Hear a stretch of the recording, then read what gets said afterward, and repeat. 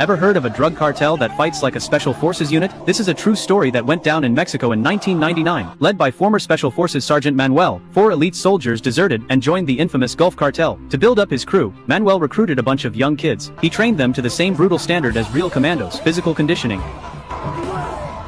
shooting, climbing, hand-to-hand combat, and coordinated tactics. You name it, they did it. But that wasn't all. He also put them through psychological hell. The bosses used the filthiest language to humiliate them, spat on them, even made them stare death in the face. Anyone who failed was eliminated on the spot. Only those who passed the test were allowed to join the ranks. Manuel assigned roles based on each person's skills: lookouts, shooters, squad leaders. That's how a ruthlessly effective evil force was born. To turn these guys into killing machines with no conscience, Manuel personally led them, fully armed, onto the streets. They stopped a packed bus, forced the driver to pull over on a side road, ordered every passenger off, made them kneel in a single line on the side of the road.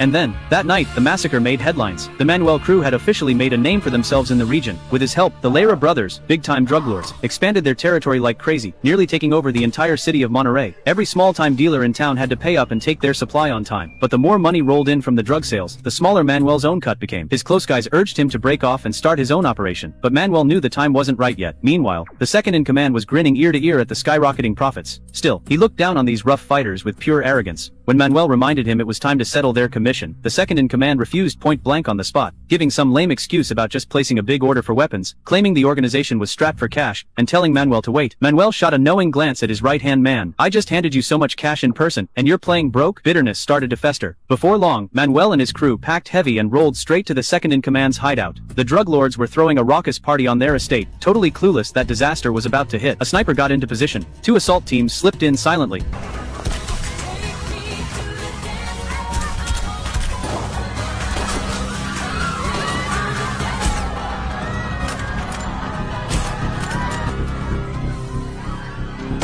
After taking out the lookouts with flawless teamwork, they stormed inside.